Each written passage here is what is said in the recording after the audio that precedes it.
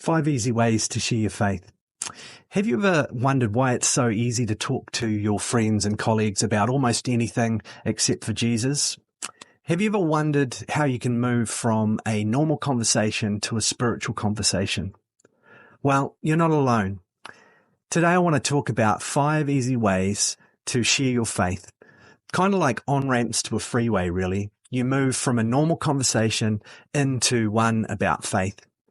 Now, these conversations may lead to deeper conversations, or they may just be like a pebble in the shoe of your friends and colleagues. But either way, these ways give you the opportunity to move from just speaking about everyday things into speaking about your faith. Now, when I say that they're easy, what I mean is that they're straightforward. Of course, it always takes courage to share your faith with people. But when we realize how much is on the line and what's at stake, we all as Christians need to be asking God for his courage to help us to start to have some of these conversations with people. And the more of these conversations you have, the easier it gets. So let's get into it. Number 1, first of all, stay close to Jesus. You know, if you've got a close relationship with Jesus, then you're going to naturally love and care and serve your friends and colleagues in a way that is a really strong witness that shows that something has happened in your life. There's something about you, and that is Jesus. So number 2, you could just look at asking people what they did on the weekend or what they're about to do this weekend. Often when you ask people these questions, they will naturally ask you what you're up to this weekend. And it gives you the opportunity to maybe say, oh, you know, I've got friends coming over Saturday night, and then on Sunday I'm going to church. Or if you're talking about the weekend just gone, you could say the same. I had people over for dinner, and then Sunday was church. Actually, if you ever wanted to come to church, that would be great because I get a $10,000 finder's fee for everyone I bring to church. No, I'm just kidding. But hey, if you ever want to come to church, it'd be great. Sometimes people are surprised that church is not quite what they thought it was. 3, you could invite people over for dinner and a movie. And you may have done this several times before and just watched any old movie. But maybe on one of those evenings, you could watch some Christian content. There's some really great Christian movies out there now that are done to a really high standard. Movies like The Jesus Revolution or The Case for Christ or maybe even The Chosen. And at the end of those movies or programs, you could just simply ask your friends, what did they think? Have they ever considered the claims of Jesus before? And that may well open up a really fruitful spiritual conversation. Number 4, you could ask people if you could just briefly tell them why you're a Christian. It sounds pretty simple, but it's often a way to open the door for a spiritual conversation. Number 5, you could just ask your friends or colleagues if they minded if you just took 2 minutes to share the gospel of Jesus with them. All right, so these are 5 easy ways to share your faith, easy ways to transition from a normal conversation into a conversation of faith. Later on in this episode, I might give you another 5 just to give you some more ideas of how you can transition from a normal conversation into a spiritual conversation. But let's just look back at these first 5 quickly and look at how they could play out in reality. Now, obviously, your relationship with Jesus, well, that's one that will just naturally show people that there's something different in your life. So we don't need to touch on number 1. But number 2, when we look at asking people what they did on the weekend, a conversation might go something like this. Oh, how was your weekend? And they might reply, oh, good. You know, went out with some friends. It was pretty relaxed. How was yours? And then you could say, oh, great. You know, I had some friends over on Saturday night and then Sunday I went to church. And as I already said earlier, you could make a joke or you could just say something like, you know, church is one of my favorite times a week, or I went to church on Sunday and it's really great because it always reminds me how good it is to be in a relationship with God. Something like that. Now that might lead on to a further conversation or it might just stay there. But at very least, they now know that you're a Christian and that church and God mean a lot to you. Number 3, when you invite friends over for dinner and watch some Christian content. Well, after the movie, you might just say, hey, how did you find that movie? Have you ever considered the claims of Jesus? And they might say, oh, no, not really. And then you could say to them, well, do you mind if I just quickly share with you why I'm a Christian? And they might say, sure.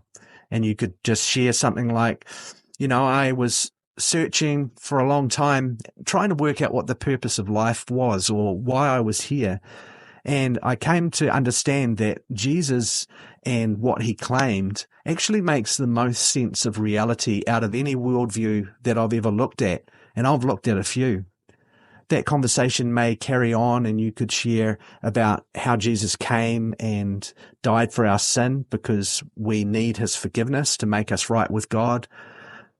The conversation could just move on from there. And when you feel like the conversation naturally comes to an end, then you don't need to force it, but you may want to think about some more questions that you could ask, or just let it lie. Don't force it more than what you have to. Number 4, if you ask someone if you could just tell them why you became a Christian, again, you could just have something that you've prepared or gone through at home to give you a bit more confidence.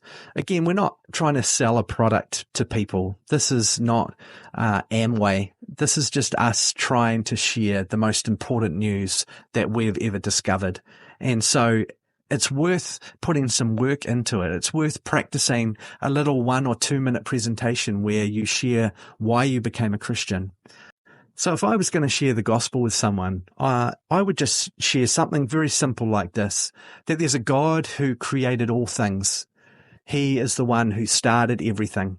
Essentially, the Big Bang, well, God was the Big Banger. He brought everything into existence. And he wants to have a relationship with everybody. He wants a friendship with everybody.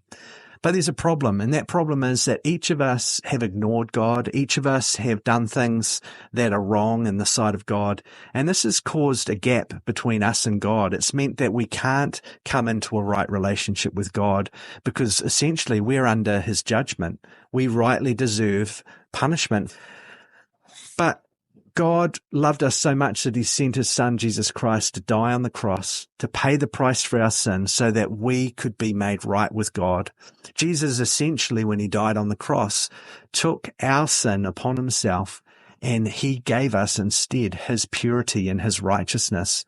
So when we become a Christian, when we choose to follow Jesus as our forgiver and our king, then he gives to us his righteousness. He washes away our sin. He makes us right with God. And he gives us the promise that we can not only have a relationship with him here and now, but that relationship will stretch on into the afterlife. And we can spend eternity with God in the afterlife, in what Jesus calls his kingdom. Now, God loves us enough that he's not going to force us to follow him. He's not going to make us follow him. But if we choose to reject him, if we choose to not allow him to be the God of our lives, then one day he will give us what we've asked for. He will give us eternity away from him in a place called hell. Now, God doesn't want anyone to end up in hell. He doesn't want anyone to be separated from him, but he will not force us to follow him because he wants people who love him genuinely. So earlier I gave you 5 easy ways to share your faith. And then I've explained a little bit about what that might look like. But let me give you 5 more ideas. There's lots more out there, but here's 5 more. You could just simply ask people if they would mind if you shared with them why you became a Christian. Another idea is that you could simply ask them if they believe in the existence of a God.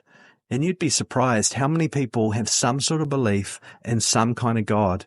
And that just gives you the opportunity to speak more about Jesus, more about the God of the Bible, and explain some of the evidence for why the God of the Bible is more believable than anyone else who claims to be God.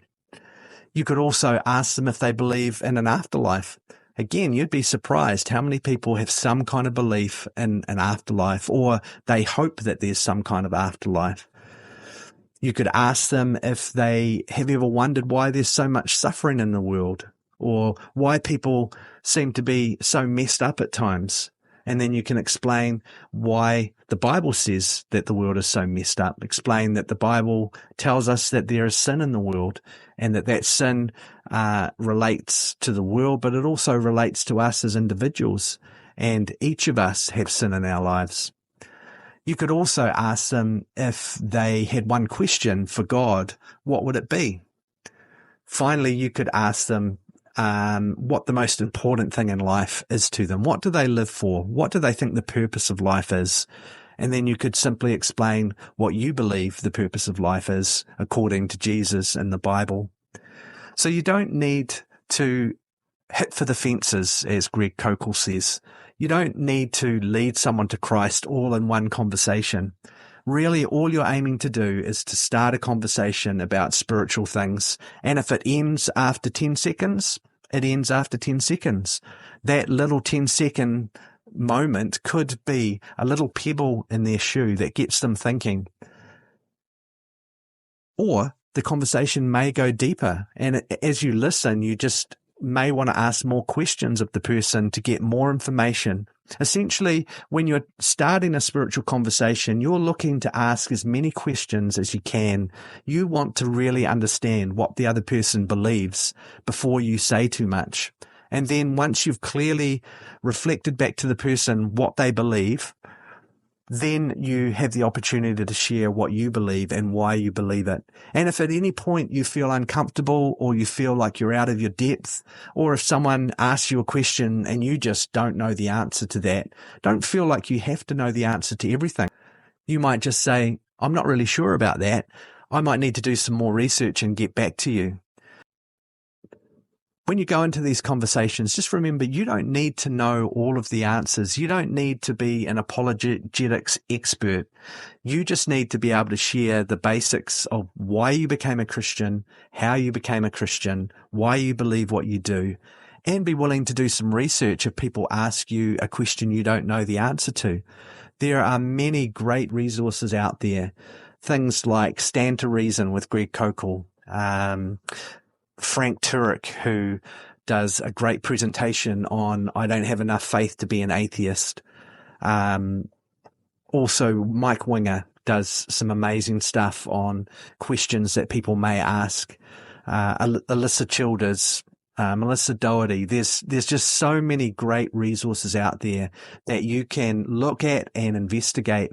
And hopefully on this channel too, there will be more and more resources that you can get on how to share your faith, questions that people may ask, and how to just be a bit more relaxed about sharing your faith, realizing that you don't have to always have the answers.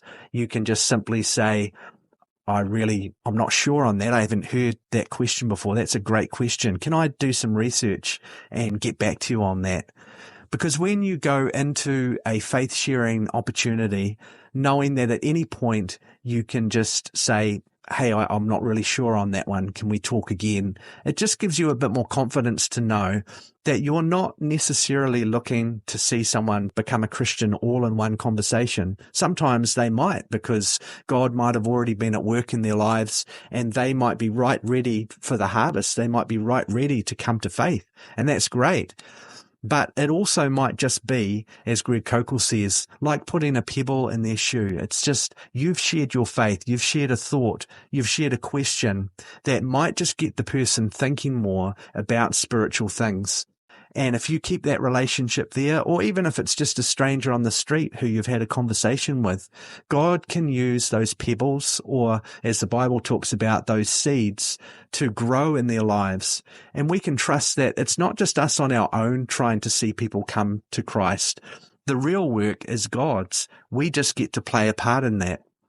And you'd be surprised, as you share your faith, God is also at work. He's doing things in people's lives. He's bringing other people into their lives to share about God with them, or to show them a good example of what it means to be a Christian. So just be encouraged. You don't have to be an expert. As long as you love Jesus, then He will help you. But you can also find some great resources that, if you practice them, you will get better at doing them. And what is more important than seeing people come to faith in Jesus Christ? We spend our time learning how to be really good at golf, or learning how to be really good at our jobs, or learning how to be really good as a parent, or whatever it is. So surely, if we believe that people's eternities are at stake, shouldn't we put some time into learning how to share our faith more effectively? Put some time into trying to answer some of the questions that people might come up with